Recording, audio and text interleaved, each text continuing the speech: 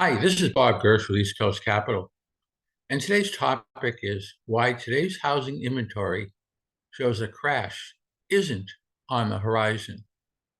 Why today's housing inventory shows a crash isn't on the horizon. You might remember the housing crash in 2008, even if you didn't own a home at the time.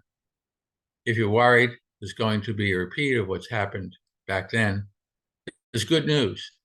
The housing market now is different from 2008. One reason is there aren't enough homes for sale. That means there's an undersupply, not an oversupply like the last time. For the market to crash, there would have to be too many houses for sale, but the data doesn't show that happening. Housing supply comes from three main sources: homeowners deciding to sell their houses, newly built homes, distressed properties, foreclosures, or short sales. Here's a closer look at today's housing inventory to understand why this isn't like 2008. Homeowners deciding to sell their houses. Although housing supply did grow compared to last year, it's still low.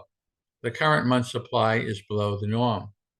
The graph is posted on the blog at askbobgersh.com, shows this more clearly. If you look at the latest data, shown in green, compared to 2008, shown in red, there's only about a third of that available inventory today. So what does that mean?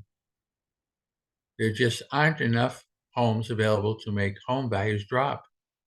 To have a repeat of 2008, there needs to be a lot more people selling their houses with very few buyers, and it's not happening right now. Newly built homes. People are also talking a lot about what's going on with newly built houses these days, and that might make you wonder if home builders are overdoing it. The graph at askbobgersh.com shows the number of new houses built over the last 52 years. The 14 years of underbuilding, shown in red, is a big part of the reasons why inventory is so low today. Basically, builders haven't been building enough homes for the years now, and that's creating a significant deficit in supply. While the final blue bar on the graph shows that ramping up and is on pace to hit long-term averages again, it won't suddenly create an oversupply. That's because there's too much of a gap to make up. Plus, builders are being intentional about not overbuilding like they did during the bubble. Distressed properties, foreclosures, and short sales. The last place inventory can come from is distressed properties, including short sales and foreclosures. Back during the housing crisis, there was a flood of foreclosures due to lending standards that allowed many people to get a home loan they couldn't truly afford. Today, lending standards are much tighter, resulting in more qualified buyers and far fewer foreclosures. The graph at askbobgersh.com uses data from the Federal Reserve to show how things have changed since the housing crash. This graph illustrates as lending standards got tighter and buyers were more qualified, the number of foreclosures started to go down.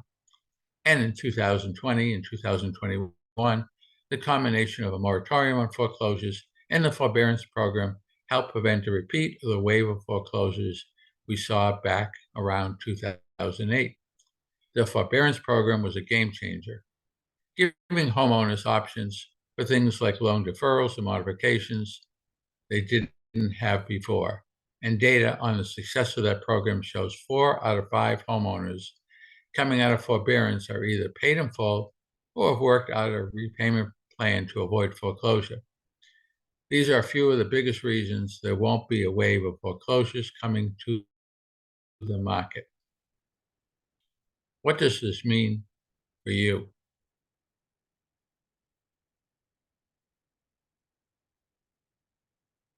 Inventory levels aren't anywhere near where they need to be for prices to drop significantly and the housing market to crash.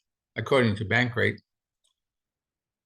that isn't going to change anytime soon, especially considering buyer demand is still strong.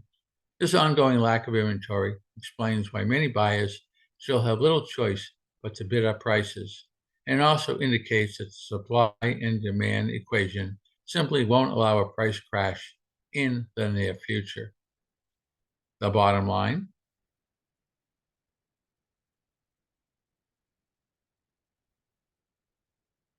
the market doesn't have enough available homes for a repeat of the 2008 housing crisis, and there's nothing that suggests that will change anytime soon. That's why housing inventory tells us there's no crash on the horizon. This is Bob Gersh with East Coast Capital. We do this blog, video, and podcast Monday through Friday at AskBobGersh.com. If you have any questions, you can reach out to me through AskBobGersh.com. If you do see me at the local coffee shop, tap me in the shoulder, let's sit down, have coffee, and talk about whatever you like to talk about. Have a great rest of the day, a great rest of the week. Enjoy life, make it a great day, a great week, and a great life. Until next time, thank you.